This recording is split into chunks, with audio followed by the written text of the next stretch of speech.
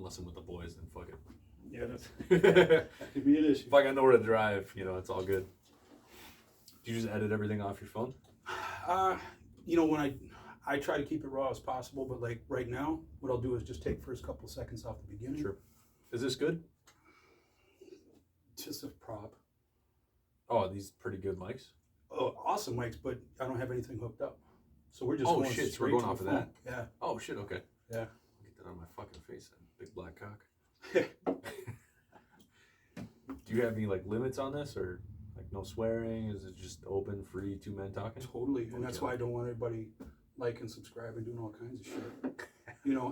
Not that it would blow up like that, but you see so many people trying to solicit to grow. And I was talking about grow it naturally, man. Yeah. I was like, if you like it, come back.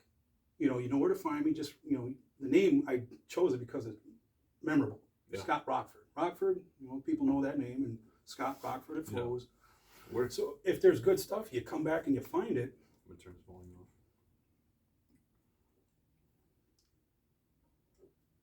Good to go. Man, it's like the thing with PayPal. I did a short video on it because I was a little upset when they're talking about fining people $2,500 or some shit. Yeah, if they don't like what you say, they make the rules and they can pull you $2,500 out of your account. Yeah. And they walked it back by the time I heard about it. But I'm like, man, a company that's even going to whisper a word about that, I'm not going to deal with them. No. And it's kind of the same thing. Like I don't know if you monetize on YouTube, how you get the money. And I was like, you gotta have 10,000 followers. I think that's the start. Yeah. And then from there, you get watched per video or some shit like that, or minutes watch or something along those lines. Yeah. I don't have enough followers on YouTube. So. And I was like, I don't want to monetize. I don't ever want to be on that. I don't want to be held to a standard. I want to do a podcast when I want to do a podcast. And subject material that you want to cover, and you want to be able to say what you want to say. Then it's got to be something that's beneficial. Yeah. My problem is, I personally don't like doing the podcast every week. That's why Veterans Action Report is kind of taking a pause. Mm-hmm. I haven't done it in 6 weeks because it's not natural. Yeah. I don't feel natural. I don't feel comfortable doing it because there's guys that I'll have on there and we'll have 45 minutes. That's it. Nothing else. Mm-hmm. And then we'll talk a few minutes beforehand, talk a few minutes afterwards, and that's it. Right, on W&A podcast, we talk for 4 or 5 hours if we want to. Nice. Right, but it's also usually people that I'm really close with because we do in person too. The online shit, it works, but it's just not like Joe Rogan. It's a lot more personable, and you see a lot more emotions when you're talking to somebody over a computer. You're just talking to somebody over a computer. Yeah. Like right now, we're releasing oxytocin, just being close to each other. Right. It's not always, oxytocin is known as a love drug. Mm-hmm. It's not only released when two partners are cuddling or having sex, right? It's also when two friends are sitting close to each other talking. Yeah. Or sharing some sort of experience together, right? Oxytocin is released, therefore it actually makes you feel a lot more in the moment. And that's the problem with fucking Xbox and fucking any kind of disconnection. Exactly. And it's the chemicals, right? Because you're getting dopamine releases because every time you get a kill on COD or some shit, or every time you get a like on Facebook, you're getting that dopamine release. Yeah. But right now, we're releasing oxytocin, serotonin, dopamine, endorphins, depending on if we're laughing, right? Yeah. Laughing causes a lot of endorphins and oxytocin release. So it's just when you understand the science behind why interacting in person, it's just, why would you do anything online? Yeah. Well, I'll just start it. We'll do the introduction in a minute. I'm not going to cut that out. We're talking some good stuff. Sure. Part of the reason I put the whole thing together is to inspire conversation. Talk about things that most people don't talk about and what you can do to get prepared for that. As far as doing some research on something you're passionate about so you can better explain it when you have a conversation. And when you have a conversation open-mindedly, then you have those chemicals released like Nick's talking about. And it's not just one hit of something, like if you're getting a kill on a video game. It's the synergistic bunch of them all together that it could fix a bad day like that. So that's all I want to do is get people talking so they can connect a little better. We'll rewind it. This is Nick Rahn. I've known Nick for 2007, I think we met. Or no, 2014 is when we met. 2014. We met through jiu-jitsu. And go ahead and introduce yourself, because you did stuff before jiu-jitsu that got you to the point where you're like, yeah, I want to train again. Yeah, I actually, my name is Nick. I'm the founder of Warriors Next Adventure. It's a 501c3. We help veterans with PTSD and suicide prevention. I run a 24/7 suicide hotline, and my whole life is based around mental health. I started another organization called Invoke Change, and what we do there is we do motivational speaking. We also do life coaching, which I'm actually handing over the life coaching to one of my veterans because he really wants to do it. I love life coaching, but I would rather do it not for money. I like doing it for the nonprofit. So it's free life coaching for veterans. So I'm not a counselor, so I can't call myself a counselor. I can't call it counseling or anything like that. So you have to call it life coaching or mentoring, right? So I'm just going to stick to that, and I'm essentially handing it over to my buddy Josh. Josh is a veteran who, he'll tell his story time and time again. He's actually traveling around. I'm teaching him to become a motivational speaker. I just got booked out at Malmstrom Air Force Base, and we're getting paid to go out and do a speech. And I actually called him up. It's like, how bad do you want to be a speaker? Here we go. And he's like, man, I think it'd be really cool. I was like, all right, well, I got a slot for you. I need you to do 15 minutes. I need you to introduce me at Malmstrom Air Force Base. Like, how many people? I'm like, could be 8,000, could be 15,000. He's like, bro, that's my first one. Yep, here you I'm go. like, yeah, sink or swim. Let's go. This is how we do it. So essentially what I do is my whole life is based on somehow making my community better. My community tends to be veterans, but there's also, groups of people that have me come out, like Comcast. Comcast has me coming out for a speech, and that's just to their whole, it's the whole company. Initially it was supposed to be for the veterans, but I'm like, why don't you invite the whole company to come to this? Because it's what I do is not for veterans, it's for people. Right?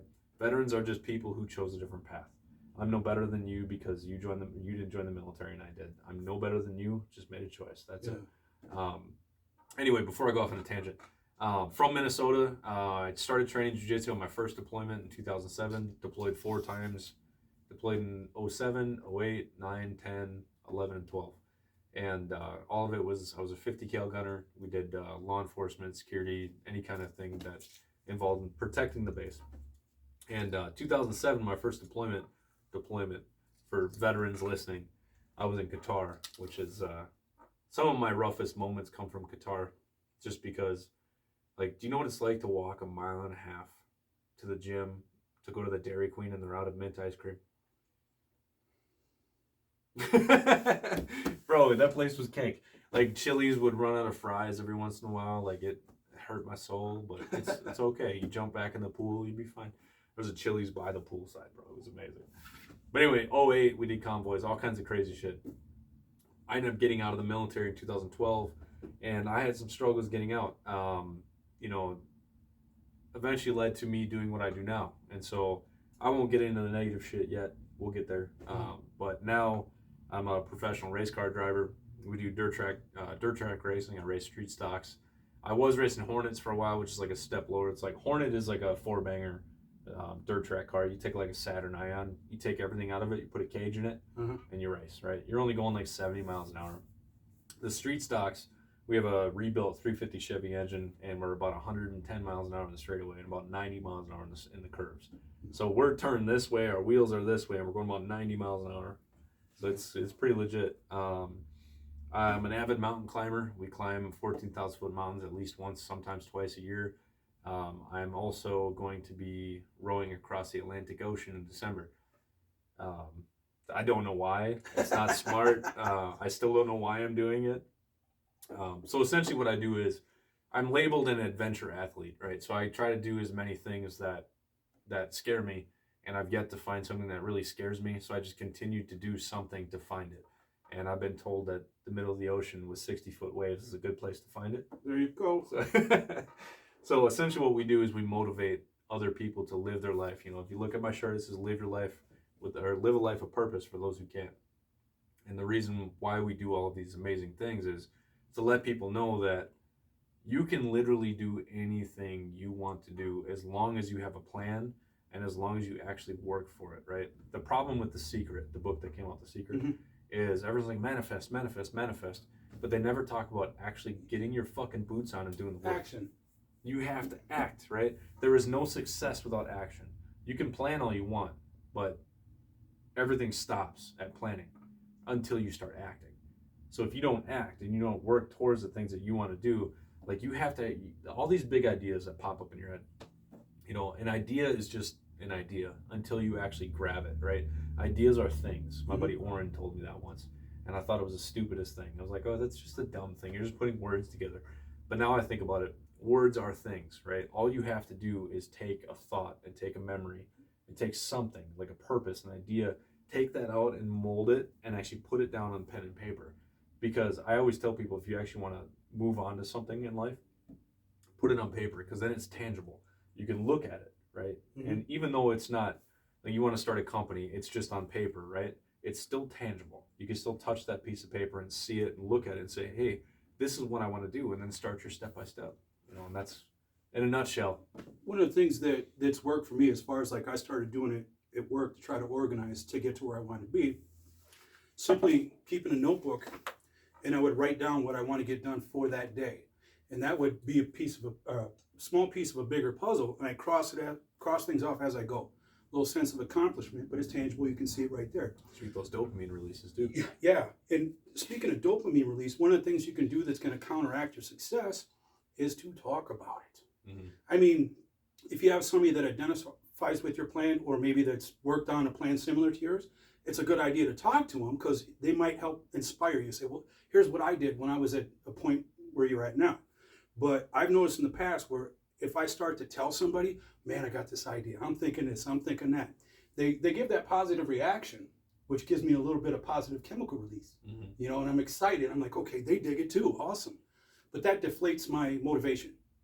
So if you hold it inside and don't say, but show, right? Then you can keep it rolling without any distraction from other people trying to give you, not trying to. I suppose some people try to blow you up and pat you on the back, say, oh, that's a good idea. If you don't have that, then you're going to strive harder to get that achieved yourself, the chemical reaction. And back in the day, one of the things I noticed that did that was simple steps that I would take at the gym, just working out, or I'm going to make it 5 days to jiu-jitsu this week. Simple thing like that. And it's not that I told anybody. Or fasting. I'm going to make it 19 hours of fasting today, every day this week. And you accomplish that. You don't have to tell people, but you feel damn good when you get it done. So having ideas and just talking about them or thinking about them doesn't do shit. If you write it down, that's a good step to come up with an action plan. And once you come up with the action plan, you can scratch a few things off, and you start to get those feelings where you're like, yeah, sense of accomplishment. Yeah. And that'll feed the next step when you feel the sense of accomplishment, and that'll just continue to drive you. I'm going to counter something that you said. Okay. Right? So I see what you're saying about getting that drive and everything, and sometimes if you just keep it inside and you keep working for it, right? Sometimes we need those champions, right? The champions, right? So we have a speech that I give. My motivational speaking, one of my speeches is called the 6 Principles. And it's the warrior's path to inner peace. And we use the 6 principles to help us kind of re-identify who we are and what we want to do and what we actually need in life. And one of the first principle is called, you need to look at who you associate with, right? And we have two different types of people, right? You technically have 3, but we'll stick with the 2. You get 2 main types of people in your life. One of them is called the shooting star, and one of them is called the black cloud, right? So the shooting star is those people that you want to share your information with, the people that you want to share your good ideas with. Say, hey, this is what I'm thinking about doing, right? And sometimes those people are going to be people that are actually doing the things that you already want to do. Yeah. So I'm getting ready to open up a jiu-jitsu gym. Once we get the retreat and everything like that, I ask Mark everything. Mark's my jiu-jitsu coach. He's like a father to me. And Mark has been one of my shooting stars from day one. 2014 when we first met, I was pretty down. I wasn't doing so hot in life. I was in a marriage that just wasn't working. For the veterans out there, Jody was hanging around when I was deployed. And, I had found out in 2012 that my wife had been cheating on me. And so we had been together for 7 years. Married for 5, together for 7, I believe. And I didn't find out until 2012 that she had been cheating on me for 7 years with multiple different men who I was friends with. 2 of them I was considered best friends. So I felt massively betrayed, not only by my wife, but by, my good friends. I was more upset about my friends. If it was somebody I didn't know, it probably wouldn't hurt me that bad. Obviously she would have, but the fact that I was so hurt, the fact that it was people that I truly respected and I wanted. Double betrayal. Exactly. So when I got out, I started going I was a pretty destructive life pattern. I started doing cocaine every night. Was it fun? Fuck yeah. I had some great times those nights. But I also almost got stabbed. I almost got shot. I almost got hit by cars. I almost got fucking beat up by people. I was cheating on my wife because 2012, I got out of the military and found out that my now ex, was pregnant with my second kid. So I got back together with her thinking that it would have been the right thing to do. And I wanted to be a good person. So that lasted about 4 months. And working at the clubs, I worked at Aqua and Epic Entertainment Center, and there was some wild places back in the mid 2000s. Well, 2012, 2013. It was pretty wild down there. And it got to the point where the same woman every night would continue to come up to me and tell me, hey, when are you going to come home with me? I'm like, I'm married. And she kept doing it every week. And it got to the point where I was like, you know what? She'd been cheating on me for 12 years, and I always said no. Why am I still saying no? And so I said, fuck it. So I'd do a line of blow every night, go home with a new girl, go home, smoke some weed, go to bed. I'd wake up, drink an energy drink. I'd go to the fucking pizza delivery shop because I was a pizza delivery driver. I hated my fucking life, dude. Yeah. I hated my life. And I'd go to the club, do a line of blow, do it all over again. And so that was my life for about a year. And at the time, I was having a blast. Yeah. Right? I was having a great time, right? Going home with a new girl every night, fuck yeah, that was great, right? But at the same time, every time I get home, I'd lay down next to my wife and I'd just think about it. I was like, God, I hate you. Right? That holding on to that hatred was fucking destroying me. Yeah. You know, but at the same time, every time I said I hate you, I'm realizing I hate myself. I hate everything about me, dude. I didn't want to be around my kids. I worked 3 jobs because I was doing construction on the side. So I'd work from 10 a.m. until 2 p.m. I'd work from 2 p.m. until fucking like 6 p.m. I'd go home, shower, change, get to the club by 7 o'clock, you know, by open time. And I'd just go out there, do a line of blow, and wait for my next fight. And all I did was fight people, right? Now, like I continue to say, was it fun then? Fuck yeah, it was a great time, right? I was a kid, I needed to get that energy out. But the last time I almost got stabbed was 2000, it was mid 2013, so probably July timeframe, June, July timeframe. I was at Aqua and I had kicked somebody out of the back. And they came back to the alley and they tried to come in again. I'm like, hey, you can't come in. I've already kicked you out. He's like, oh, what the hell are you going to do? And he pulls out a knife. I'm like, shit. I'm like, whatever, dude. At this time, I didn't realize that I was suicidal. I just wanted to die. I didn't want to do it myself. But I kept putting myself into certain situations where I was just like, just fucking end it. I'm so tired. I'm tired of cheating. I'm tired of being a shitty dad. I'm tired of hating my wife. I'm tired of being a loser, working at a pizza delivery joint at 24 years old with 2 kids. And well, my second kid hadn't been born yet, but well, yeah, by July she had been born. She was like 4 months old. I was like, I got a wife, 2 kids, and I live in my mom's basement. Like, I was at the lowest of the low. Now, if you live with your mom or your dad, there ain't nothing wrong with that, right? But it's just at that point that was not good enough for me. And so 2014 time frame, I had quit that job and I got a job at the Minnesota State Patrol as a dispatcher. And so I had thought that because I have a good job, my life would start to get better. But I didn't do any work. I just figured, I got a new job, everything's gonna be better, right? And I never did any work on myself. I kept just going to work, going home, looking at my wife, thinking to myself, I fucking hate you. Same shit. You're ugly, you're overweight, you know, nothing wrong with your overweight. It's just, you know, my position at that time, I just didn't like her. And then 2014 came around and my buddy Paul called me. He said, hey, I know an Air Force veteran who started a jiu-jitsu gym. He's like, do you want to come with me? I'm like, fuck yeah, right? So 2007 was my first deployment, is when I started jiu-jitsu. 2009 was my first MMA fight. And during that time frame, my ex-wife told me to quit because it took too much time away from the family. I didn't realize that part of my resentment was because I quit martial arts because of her. Yeah. And so I started to hate her in 2009, but I never put all of that together. And so I started treating her like shit, which is... Out of resentment kind of thing? Yeah. Okay. You know? And it's like, that's not fair to her. Yeah. Right? Now, let me just preface, like, me and my ex-wife get along just fine. We have 2 kids together. You know, we talk almost every day. You know, there's no issues. We talk about the kids. We don't fight. It's pretty rare. Neither one of... Well, I don't talk shit about my ex to my kids. You know, I've heard some things from my kids I don't like, but it's just not worth it. So 2014 is when I started training jiu-jitsu, and that's when I started to notice massive change in my life. It's because I had a purpose. Yeah. I had no purpose before. I thought it was to, you know, just be a good dispatcher, but you will never be happy in life if your only purpose is your job. Yeah, I totally agree. I think anybody can agree on that who is successful. Mm-hmm. If you want to be successful and you want to be happy, you cannot only solely be happy at your job. Your job cannot be your only focus and your only purpose. I always tell people you need something to make money, you need something that you're passionate about, and then you need something to share. All right, so like family time with your family, right? Yeah. We just got a new TV yesterday, and we all sat, literally all 6 of us sat on the couch and watched a movie together. Nice. You know, so me and my girlfriend, between us, we have 4 kids. So it's like, I only had my job, and I'm like, I didn't realize how much I was struggling until I started going to jiu-jitsu. And then sometimes when you start going to something new that is slowly starting to make your life better, it starts to open your eyes to, holy shit, I was struggling, right? And so I suggest every one of you gets a hobby outside of your job and start thinking, try jiu-jitsu. If anyone listening to this has never tried jiu-jitsu, I promise you, not only you meet great friends, right? I met Scott through jiu-jitsu. Mark's like a father to me. I love Mark more than anything in the world. You know, there's so many good things that have happened because of martial arts. But that was just my thing, you know. You're gonna be fucking pottery for all I care, yep. You know.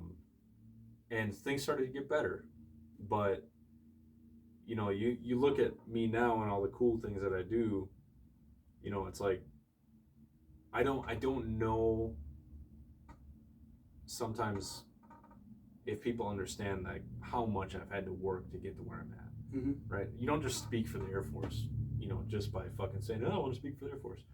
You know? Well, your buddy did, and it sounds like he's working out pretty good for him. But then again, he's got a mentor. Like, that's what you're referring to earlier, that if you have somebody that's doing what you want to do, perfectly good to talk to them. But what I was talking, because you said you want to counter, I mean just grabbing somebody that's close. Sorry, that was a massive tangent. That's totally cool. That's keeping it natural. To just talk to people, to get the accolades just by your idea, kind of deflates the action. But as far as having a mentor, somebody that's doing what you want to do or on the path that you would like to be on, or if they're doing something similar, you can apply what they've done to what you want to do. Then it's a good idea, because you get a little more motivation from that, other than having it deflated because you're talking about it as if you accomplished it. You know, saying, I want to do this and it's a great idea, and then you talk about it, next thing you know, like New Year's resolutions. Yeah. I mean, it's a habit that we have where it's like, I'm going to talk about it, feel good about it. No, I'm going to quit smoking. I owe it to myself. And that's why people get mad at me when we're like, New Year's Eve is just another day. Yeah. No, I totally agree. And same thing, you know, I'd rather have a resolution on my birthday. You know what I mean?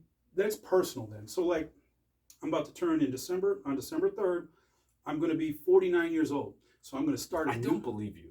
Like, I still don't believe you. But it's an idea that you're starting a fresh year. Like Jordan Peterson. Yeah. I make my bed now. You know, I'm starting a new day. Doesn't matter what yesterday was. I got a new chance today, and it's not necessarily that things are going to go any different. It's how I'm going to think about it. You know what I'm saying? When I get done with work, then I can apply myself to doing, you know, working towards my next belt, the next promotion, or you know, hanging with Jerry doing jiu-jitsu for 2 minutes instead of 30 seconds. Jerry's a fucking monster. I know. But the thing is, it's those baby accomplishments and how you think about the beginning of each day.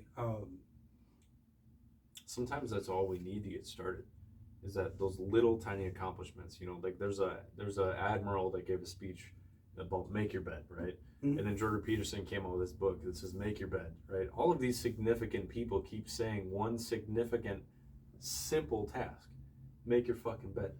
It sounds so stupid. It does, and because I'm such a fan of Jordan Peterson. Why do you think it's so important? Because you're starting the pace. You're taking the first step, even if it's a small step. Like when Nick is mentioning all the things that he's accomplished so far, like, or that you plan to like row across the ocean. In my mind, I'm like, dude, I would never. Oh my God, right? But if you look at the steps he's taken beforehand, like you're trying to face fears. You're trying to find something that you're actually scared of. So it didn't start with just, you know, he didn't wake up and say, I want to row the ocean because it scares the shit out of me. He started with other things and moved along the path. When you accomplish those things, you're like, all right, I did it. Okay, so what's next? You know what I'm saying? What's next is essentially my life motto. You know, and I think about it like this, is when I was 20 years old, I was doing some crazy adventure, right? Real quick? Do you know the story about the Lord of the Rings and J.R.R. Tolkien? No, man. Right. So J.R.R. Tolkien was in World War One, right? So he fought with the British in the trenches of World War One, right? Mm-hmm. World War One was one of the most gruesome, evil things that have ever happened, right? So these guys literally fighting with bayonet M1 Grands in the middle of the fucking trenches of France and Germany, right? That's fucking insane. So J.R.R. Tolkien is a World War One veteran. He wrote The Lord of the Rings as therapy because he was struggling so much and coming back and transitioning, right? One book I want every single person on here to read is Tribe. Tribe is something not just for veterans, just any man, right? We all need a tribe. And so he was looking for his tribe. He didn't have one, right?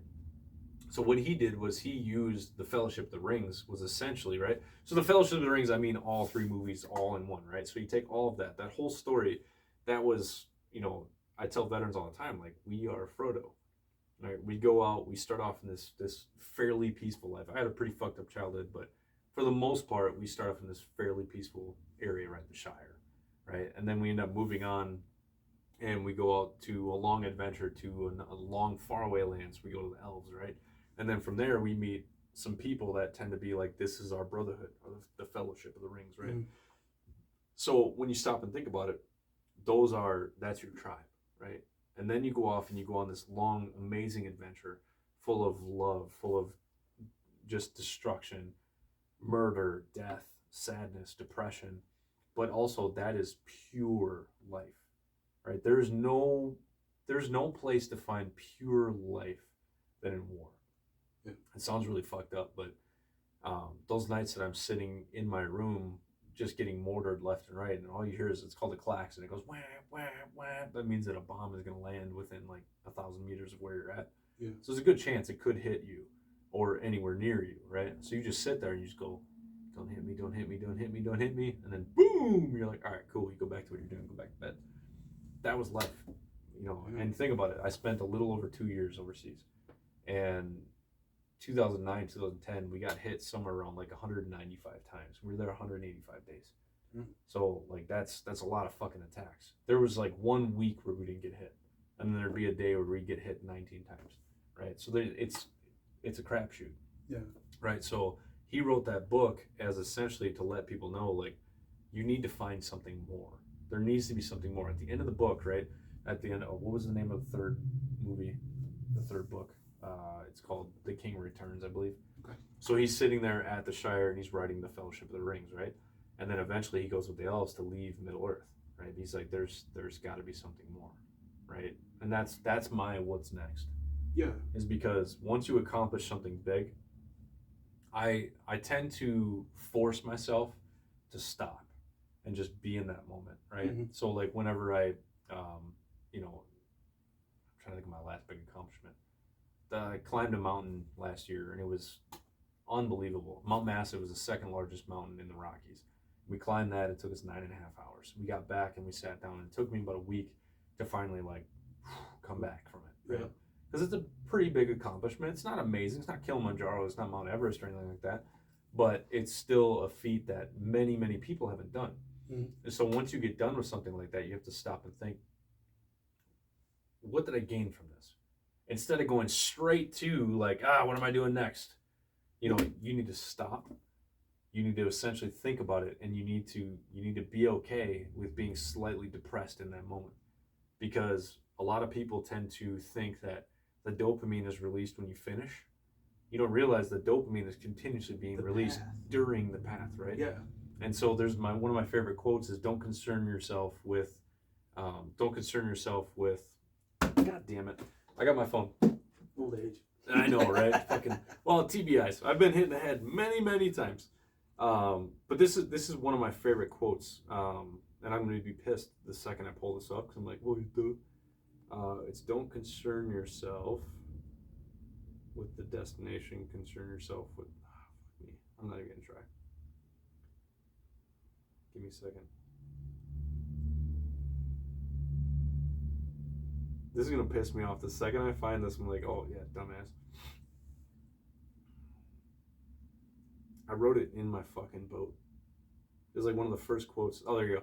don't concern yourself with the pursuit of happiness, but the happiness in the pursuit. Yeah. Right? Because when you're pursuing something, once you get there, you're like, that's it. Yeah. And to understand that the little feeling of depression, because it's like, I don't know, when you're done doing coke, you're done drinking, you know, that while you're doing it, it's very fun. But once you pull back, it's like, all right, I gotta go to bed and wake up for work or whatever. It relates to one of the things that I talked about in an early video, like one of the first is chapters. I related it more to relationships or major life events, but also small accomplishments. Because if you don't take the time to reflect, I mean, you might accomplish something nice, but hell, do your best to learn from it. You know, so if you reflect on it, absorb it, and then deal with that little bit of downswing, you know. Find out if it applies to your life. Yeah, and then it might help you choose your next step. You know, but like with relationships, I realized that now I know some people, or myself in the past, at certain times, I never really hopped from one relationship to the next. But if you're used to doing that, you might have learned something from that relationship that just ended that you're gonna let go of. And just like textbooks, at the end, there's a summary, a review, and a test, right? Mm-hmm. So if you summarize what the relationship was, and if you think back, okay, what was my contribution to the failure to this or the success, you know, and then just try to evaluate it before you make that next step. Now, it might be a day, or you might have been in the relationship for 5-6 years, then you need a little bit longer. But even with those accomplishments, the small ones, even the baby accomplishments, it's important to think about it before you just jump into something new and keep it rolling. You know, I mean, look for the next energy rush. Yeah. I think there's a time, though, where we all hit that lull. You know, like, what's the time frame after a big accomplishment that you start looking for the next thing, right? That's something that's not going to be the same for everybody. Oh, yeah, and it's related to the accomplishment, too. Mm-hmm. Like I say, if you parallel that with relationships, it's the length, but it's also the depth of the relationship. That you can call it a recovery period, but I call it a reflection period. And if it failed miserably, arguments and, you know, whatever, you can still learn something from that. And it's important, I think it's important that you take the time to do that, reflect on it. So that way, if you're in the next relationship or the next endeavor, you have some more tools to tackle the next situation that you're in, or the next goal that you want to accomplish, or the next relationship that you're in. But if you just keep rolling without reflecting, like at the end of a chapter in a book, you know, I mean, you can read the chapter, but then if you walk away from it, you don't have a final for the course. You know, you might not review those ideas and think about them, and some of them, not all of them, will get embedded. Just like anything, you could go to college for 4 years, 8 years, whatever, and it's those little things. Not everything's going to be stuck in your head, but it's those little things that get embedded. And that happens from review, and you find out, just like jiu-jitsu, this move's going to be of value to me, but there's no way I can pull this one off. Or it's going to be a slim chance I'm going to have a good success rate with this one. Yeah. You know. Yeah, you know, and I think about it like this. There's going to come a point in time where you have to really stop and evaluate. You know, what is the benefit? What is the benefit that relationship had in me? You have to take ownership, right? What were we talking about? Accountability and ownership kind of fall in the same spot. So you have to be accountable for what did you do wrong. Yeah. Right. I don't think you should walk around thinking, oh, everything's my fault, right? But you should stop and think and evaluate, like, what did I do wrong? Hold yourself accountable. And this is something that I'm slowly starting to shift some of my communication on, is holding yourself accountable without the shame attached to it. Yeah. So all too often people attach shame to accountability, right? Because if I say, hey, I'm accountable to this, I did this wrong, that means I'm wrong, right? Mm-hmm. That's not true.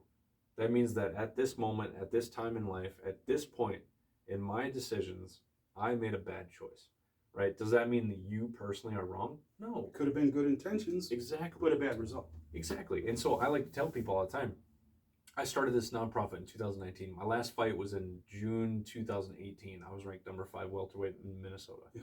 I loved fighting. I thought it was my thing. I thought I was going to be the next McGregor, you know, making that money, but I sucked. I wasn't that good, right? I go back and look now, like, I was not good, right? You watch the videos? But dude, I compare myself to, like, MMA fighters, like, in the UFC. I'm like, God, I sucked, right? I was just a kid with a fucking pipe dream, right?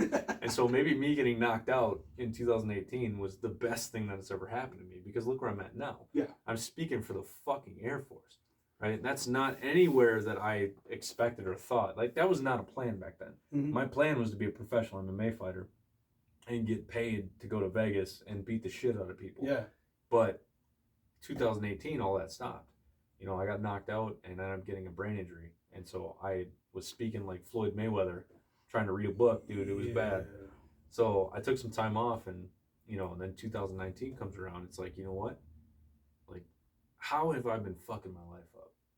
And it's like, fighting is not the answer. I quit completely in, I want to say, August of 2018 when I was going through my second divorce. Mm-hmm. Yes, I've been divorced twice. 2-time divorce champ, though. Good at it. I'm a champ. But like when I was going through my second divorce, I decided that, you know, one of my biggest problems, again, this might be another tangent, but I started to realize that I had zero accountability for what I was doing wrong in relationships. You know, and when I was a kid, I was 9 years old. We lived in Delano, actually. My birth mom was not a great person. Mm-hmm. In my head at that time, you ever seen Waterboy? Oh, yeah. She was mama, right? Okay. Everyone's the devil, yeah. right? But she's perfect, right? Yeah. So she was with a guy, and she had married him. We were living with him, and he would beat the living shit out of me, out of her, out of fucking his kids. Like, he was a terrible human being. Oh, come to find out down the road that they were doing meth and other kinds of drugs. Oh, that'll twist the situation. Yeah, a little bit. But I didn't know at the time. So I want to say 2000. It was the winter of '99, and Linnea crashed a snowmobile into a snowbank. She's a pathological liar, so understanding what exactly happened, I don't know. Yeah. What I assume happened was she had a bunch of fractures in the back of her skull, and she was driving. So what we assume was he was punching her in the back of the skull, and she crashed the snowmobile into the snowbank, because he had threatened to kill her and me multiple times. First time I had a gun held in my head, I was 9 years old. So I have a pretty fucked up mental health situation going on, right? Yeah. I've gotten to the point now where I've accepted everything, and that's where the 6 principles come in, right? Yeah. We'll get back to that. But what ended up happening was when she crashed, he ended up coming into the house and saying, "Hey, your mom's dead." We lived on a snowbank, or I'm sorry, we lived on a lake, and she crashed in the snowbank about 30 feet away from the house. So I run out there, and my mom was laying there, and she was on her back. She had her helmet on. I pulled her helmet off. I put her head in my lap, and she was dead. So what I ended up doing was, I grew up watching Rescue 911, right? And I always hear people punching their stomach, "Come back, damn you," and all the fucking movies and shit. Yeah. She actually came back. Wow. So when she came back, she spit blood all over my face. And I just remember crying. And I ran inside to go grab the phone, and my stepdad told me, "If you grab that phone, I'm going to fucking kill you." And he had a gun in his hand. I'm like, this guy is going to shoot me and my mom in the fucking head. So we had an emergency phone in the basement. I go downstairs and I grab the phone, and I call 911. I grab a blanket because I don't want my mom to go into shock. And I ran out there and I put the blanket over her and I keep her alive. She had slowly started to pass out a couple times, but I knew the ambulance was close because it actually was fairly close to where we were at. And I had to smack her in the face a couple times. She kept asking for a fucking cigarette. I'm like, yeah, that's smart. Yeah. Fucking spitting blood up everywhere. Yeah. So the ambulance got there, and I remember there was a cop there. That was the first night that I realized I wanted to help people. I never in my mind ever had that idea. But this cop came down, and he gave me a hug. He's like, "Hey," he's like, "you saved your mom's life. You're a hero." You know, you hear that as a 9-year-old, you're just like, "Oh, cool." Yeah. You know, like you get that in your head, right? Yeah. And so she ended up dying 6 times in the operating table that night. She broke every rib in her right side. She punctured her lung. She lacerated her liver. She fucked up her spleen, all kinds of shit. She was not good, dude. She had a bunch of breaks in her collarbone. She was in a body cast for 6 months. So I had to take care of her. I had to learn how to cook, and I'm not going to say the word, but my stepdad said that cooking was for women and the gays. Oh, you know, he's used a word that starts with an F. Oh, okay, so yeah. I don't want to get kicked off YouTube or anything. So I had to learn how to cook. I make a damn good beef stew, I'll tell you that much. Mm-hmm. I'm a great cook because of that, right? Out of necessity. Say, hey, turn a fucking tragedy into a positive. So I took care of her for 6 months, and she finally got out of her cast. And during that 6 months, he would still smack me around. Fucking, he threw me down the stairs probably 2 or 3 times. I cannot believe I didn't break any bones. Jeez. And when she got out of her body cast, I remember she left the hospital. We went back to the house. She told me to grab all of my things. I just assumed I was going to my dad's. She dropped me off to my dad's house, and I never saw her again. Never came back. And so I started to realize after that last marriage, I was continuing to try to fill a void. I wasn't trying to find a partner. I was trying to fill a void. Yeah. And so every time I was trying to fill a void, I started to replace my mother, right? A person who herself would beat me, not a lot, but enough is enough, Impact. Yeah. She would get drunk and slap me around, call me a piece of shit, and say I was a pig and all this shit. And so by that time, I had already kicked my mom out of my life because she had popped in here and there. She had saw my kids get born, but she was just always kind of a shitty person. She was living in Florida for a while. Ended up moving with my sister in Texas. But long story short, 2012, when my first wife, when we were going through divorce, when I found out that she had been cheating on me, my wife called my mom and told her that I was cheating on her without telling her the full truth. So Linnea decided to go around and telling everybody that I was a piece of shit, I was a pig, I was this, I was that, and blah, blah, blah, blah. And at that time, yeah, we were separated, and yes, I was indulging, right? Because what else would you do as a single male in the military? You're cheated on, and you're separated. By the way, having sex with all of your ex's friends is not going to make things better. Fun, but won't make things better. I can see that being. We've all done it. Come on. Yeah. So I started to realize after 2018 that I really needed to take a pause on dating, and really figure out. That was kind of the last point in my life that I was really struggling in. Mm-hmm. I still have issues with depression. Sure, I've been dealing with it since I was 9 years old. You get a gun held to your head at 9 years old and tell me you're not gonna have a life full of fucking mental health issues. Yeah, you're a little fucked up. I've gotten to the point now where I am the happiest and probably one of the more successful people you'll ever meet that's depressed. I still wake up in the morning and I have thoughts like, I really wish I wouldn't have waken up this morning. Really? I wish I would have fucking got hit by a fucking missile or some shit. Like, driving down the road, it's like, I just hope a car drives off and fucking hits me head on and just ends it. Which sounds really fucked up, but it's a reality of mine. Yeah. I wake up every morning and I have to choose success. I have to choose not to be depressed. I have to choose to be a motivator for other people because myself, I'm not good enough. I need other people. And so that's something that I personally realized that I tried to break off from everybody. And 2018 was kind of my realization that I need people. Yeah. So I started traveling. I ended up going to Sturgis in 2018 after my divorce. And I don't ride motorcycles. I crashed in 2011. But I drove my car and ended up hanging out with the Hells Angels. I got really drunk one night and I spilled a beer on some dude next to me. And he was wearing a vest and she was like, "Oh, my bad, dude. I'm sorry. I didn't mean to do that." So I bought him a beer. He was sitting at the chair next to me at the bar. And he's like, "Yeah, so he had a ring on that said vet." I'm like, "Are you a veteran?" And he's like, "Yeah, man." I was like, "Oh, shit, me too." He's like, "Oh, I was Air Force." I'm like, "Fuck, me too." He's like, "Hey, you want to come drink with my buddies?" I'm like, "Fuck yeah, dude." He gets up, turns around, and says, "Hells Angels." I'm like, "Fuck." Oh, man. So I'm like, this would be a wild night. Exciting I was already night. drunk. Fuck it. I did not do cocaine that night, but I wouldn't be surprised if I did. But I woke up in my car. And so the next morning, and I was sleeping in my car, so it's not a problem.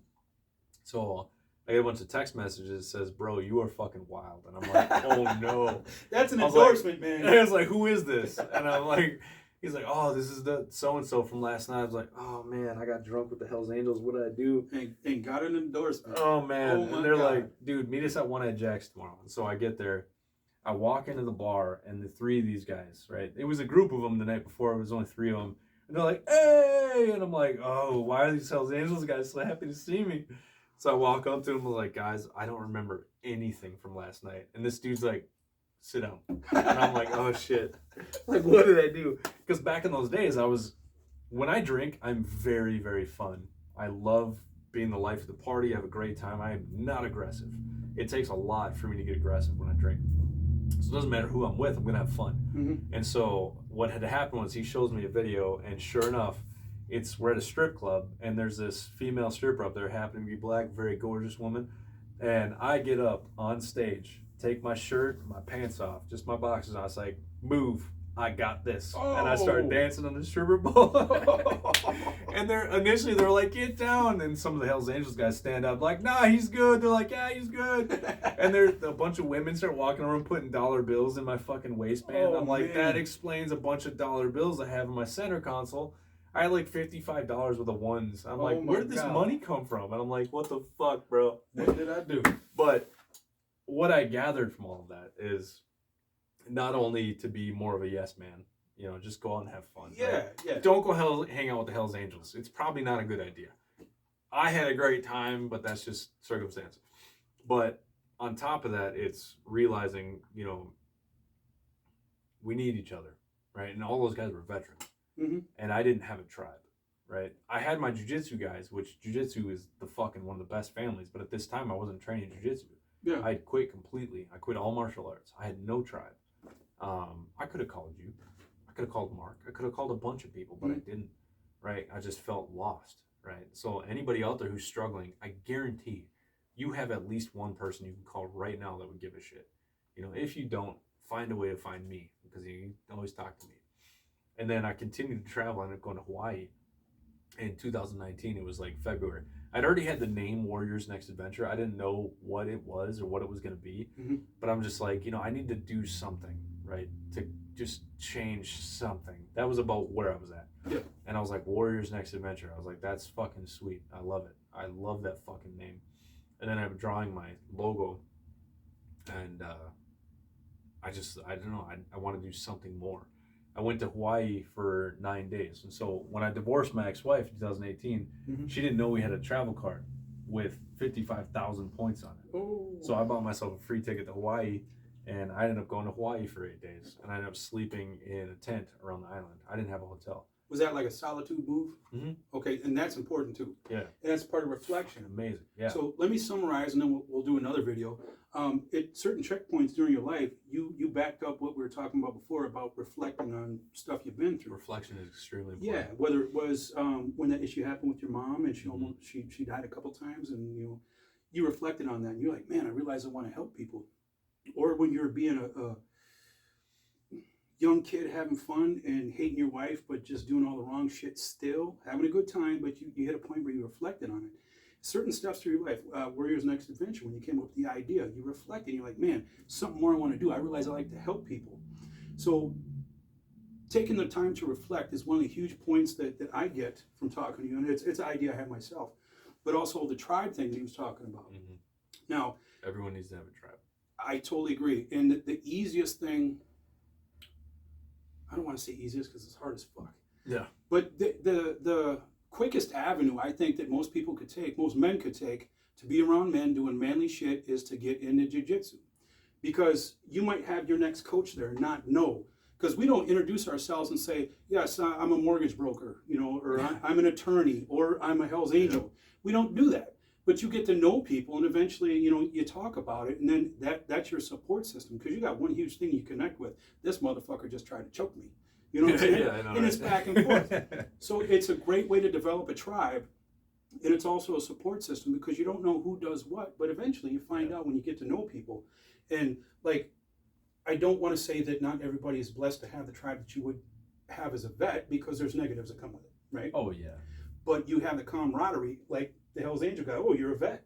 Boom, right? Yeah. There's certain things that'll pull you together, and you have to find a way to connect with people, because lately I see so much distance between the I would say more younger men, but a lot of men, it's easy to follow into the path to not be connected. And that's something we got to get back to. And again, they say if you're the smartest person in the room, you're in the wrong room. Yeah. Right? And you surround yourself with people that are either like-minded, but have the same goal.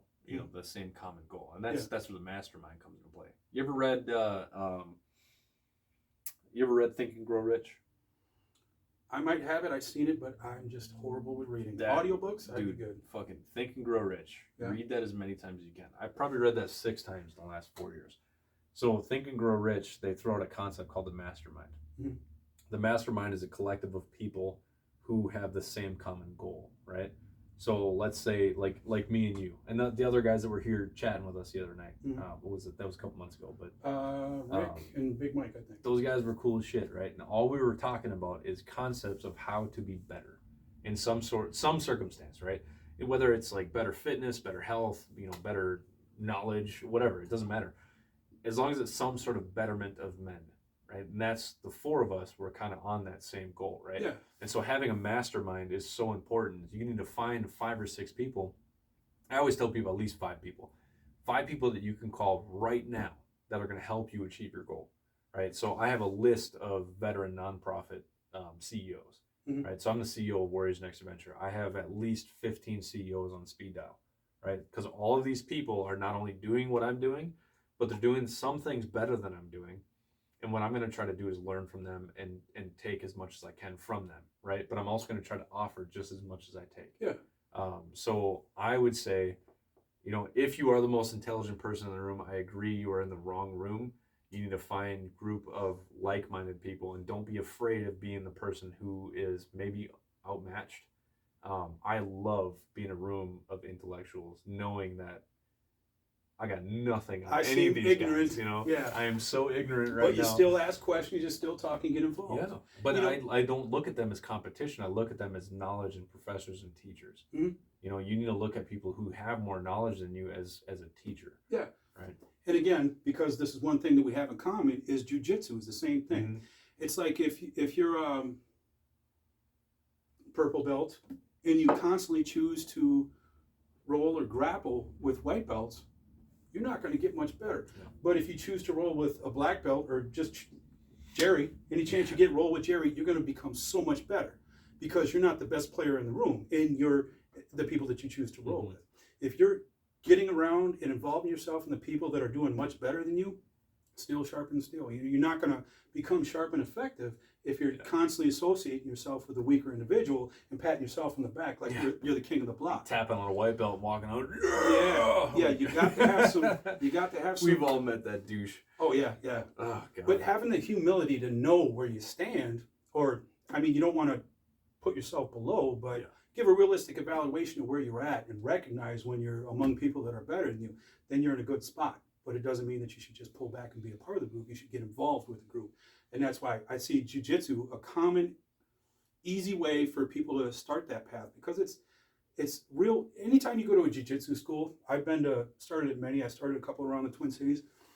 The one thing I noticed from all of them is they're inviting and supporting because they don't want you to turn around and leave because they've been through it already. Mm-hmm. So right there, they're already trying to coach you. And some of the guys will sit down with you when you're rubbing your elbow and oh God, it hurts. They're like, it's real tough, isn't it? But I saw you get an armbar. How'd that feel? Yeah. Right there. They're like, okay, that's a negative. That happened. You're kind of hurt. But I saw something you did was pretty awesome, right? And then boom, right there. That's how it starts, and it's a fire. Jiu-jitsu is one of the things that somebody could choose as a hobby that's going to positively impact every aspect of your life, as far as I can see. For sure. Your health, stress level. Might make you take a little bit more ibuprofen, but yeah, or surgeries, your back. Or did you do the back from jiu-jitsu, or was not my else? back, my neck? I broke my neck, jacked up my elbow. Those 2 are from jiu-jitsu. Okay.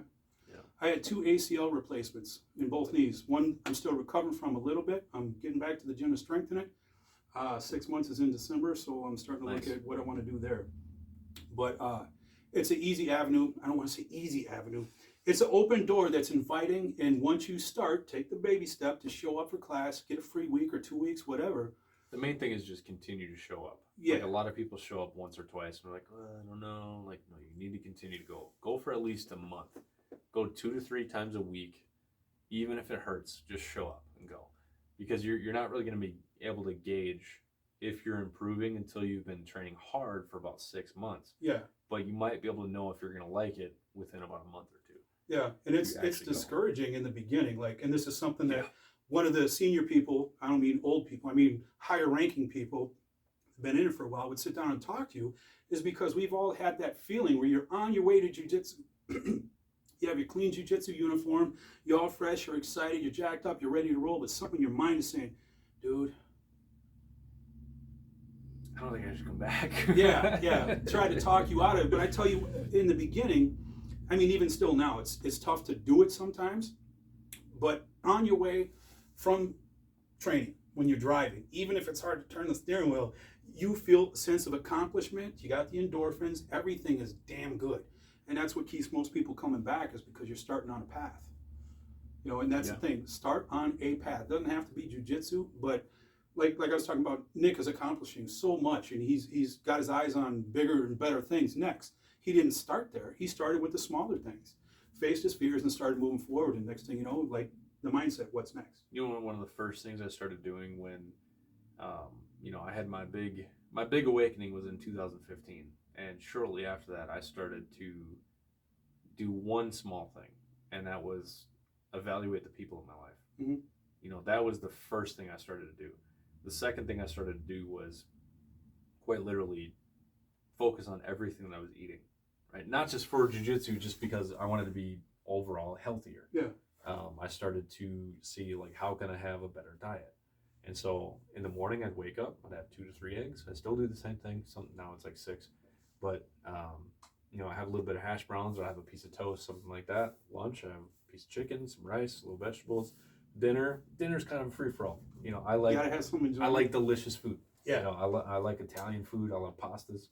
I'm a great cook, obviously. You know, from the shit from my mom, you know, positive out of a negative. Yeah. I'm a great cook. So that's the thing. Like, my family loves, you know, when it's my time to cook. Right? I cook almost every day, but like that was the small things that I started to do, is just focus on what I'm cooking.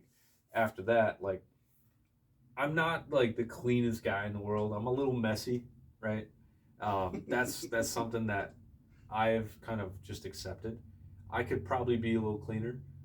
I have a little bit of a crutch, whereas my girlfriend is very, very clean, and she gets the shit before I do. She's good at cleaning, and you're good at cooking. It's a good trade-off. You know, I try to help as much as I can. I'm not allowed to fold laundry because I do it wrong. Oh, she's very particular, right? I'll do the laundry, I'll switch it, you know, put it in laundry, wash, and I try to do better at that. But it's just like little things. I started to focus on a lot of the small things, you know, and not like, oh, I need to change the world. Like, hold on, time the fuck up, right? You don't even have clean socks, bro. Like, yeah. I started going through my wardrobe. I threw away every bit of clothing I had that had holes in it, because I realized that that's something I was never good at, is taking care of myself when it comes to like clothing, because I grew up poor. Until I moved in with my dad when I was like 10. My dad and my stepmom were great. They had plenty of money, and we lived just a fine life. But I was so used to Goodwill shopping and old dirty fucking clothes, and that was fine for me. And I started to date women that were actually not fucked up. I'm like, wow, I need to get my shit together, you know? So it's like getting my wardrobe together. So it was like eating clean, you know, evaluating my life, finally starting to dress more presentable. I say dress yourself like you respect yourself. And that doesn't mean you have to wear name brands and be fancy. No holes, you know, and try to keep it clean. And you could do that on a budget, and that's just fine. Yeah. Like, I went to Goodwill, Salvation Army, went to thrift shopping, consignment shops. So yeah. I'm gonna pop some tags. But you could dress yourself like you respect yourself and do it effectively on a budget. I mean, that. Dress yourself like you respect yourself. Yeah, because you're going to expect other people to at least give you the common respect as a person. But if you dress yourself like you don't respect yourself, you set the standard by what you're exhibiting.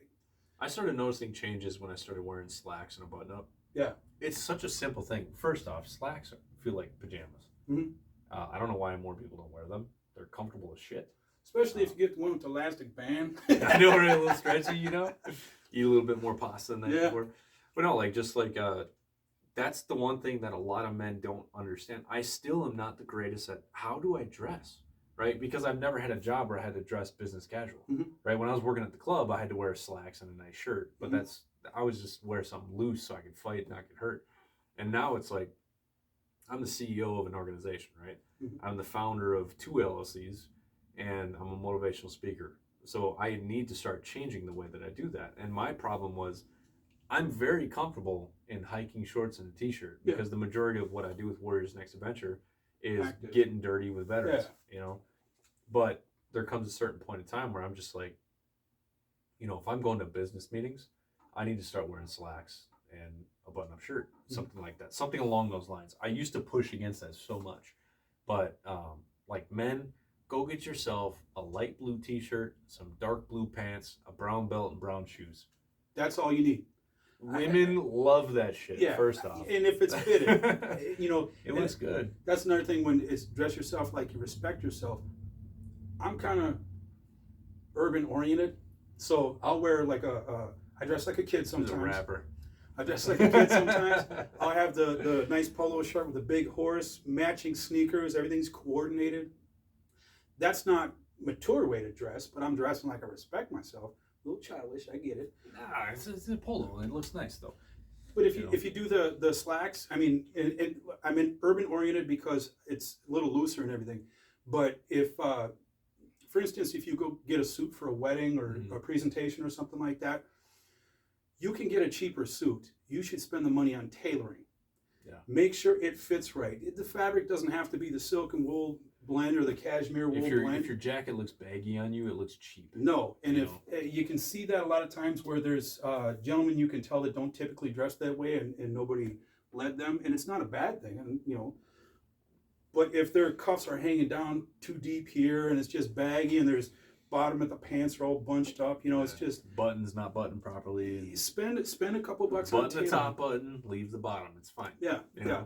And there's certain things. I mean, YouTube, you could find a way to dress if you have the occasion. Yep. But if you dress tailored, I mean, if your t-shirt and slacks are fitted, like you're talking about, ladies appreciate. Yep. If your t-shirt fits nice, it accentuates. I mean, if you don't have the big chest and shoulders, you find a t-shirt that hides the belly but it's not too loose. You can find something that's going to work for you, and if you coordinate the belt with the shoes, you're winning.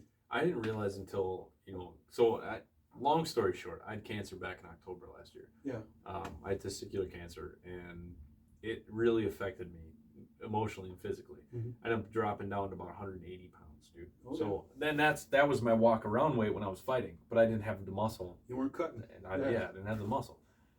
So then I needed to get my life together. I had a lung cancer scare for a while. Testicular cancer, for the most part, you cut it out, you're good to go. I have a right nut left. I have a left nut. So if I lean, a little bit, don't judge me. A little off kilter. So what ended up happening was I was cured from the testicular cancer, but then during the scan, they found a lump in my lungs. And so everybody had assumed that I had lung cancer. Yeah. And so I was very depressed. I was still working hard to help other people and still doing the motivational stuff and putting something on Facebook most days, but I would also talk about my negatives. It's one thing that I see some people do it, but not a lot, right? You get the fame and glam of Instagram and Facebook, right? All the best parts, right? I try to share some of the dark parts too, is because I want people to know, like, I'm a fucking human being, right? It's not all about success and wonderful, amazing things, right? Sometimes we fucking struggle. Yeah. Like I talk about some depression spells and how I got out of it. And like 6 months ago, I was really struggling. I did this, and this. This is how I overcame it, right? So I always give a solution to every problem. And so I want to say about 3 to 4 months in, finally they did another scan, and it had gotten just about to be about a centimeter lump in my lungs. And so they assumed that it was cancer. And I had spent multiple times in Iraq and Afghanistan around the burn pits. Yeah. And so the chances it was lung cancer was pretty high.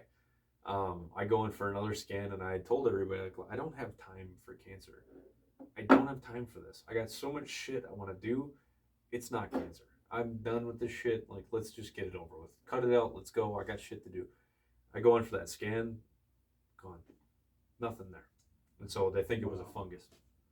So after that, I realized that I really needed to get my shit together.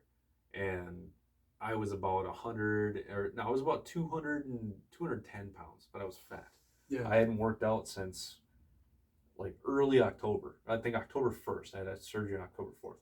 I hadn't worked out since, I want to say this was like April time frame. So October to April, no working out. No jiu-jitsu, maybe 2 or 3 times. I might have lifted weights once or twice. I was eating like shit. I was eating pizza, which pizza is my downfall. It's why I'll never have a 6-pack. Fuck 6-packs. Pizza's more better. So it was after that I started taking testosterone. I think there's too many people out there that put a black label on testosterone.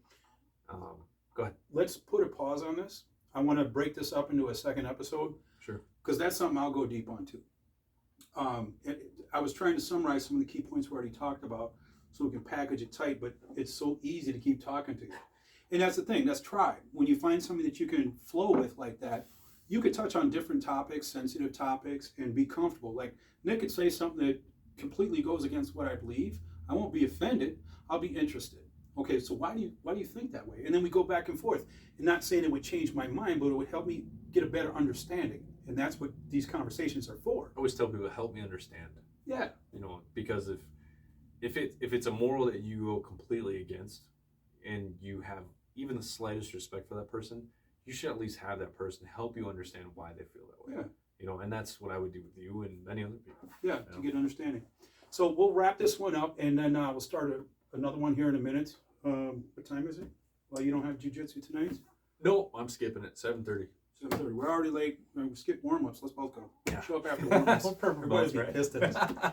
Okay, tune in for the next episode. This is Nick Rahn. We're going to do another one, Men of Values. Good shit, man. I got to take a leak. Yeah, me too. That's part of it. I was like, oh. Can you mix me another one? Yes, sir.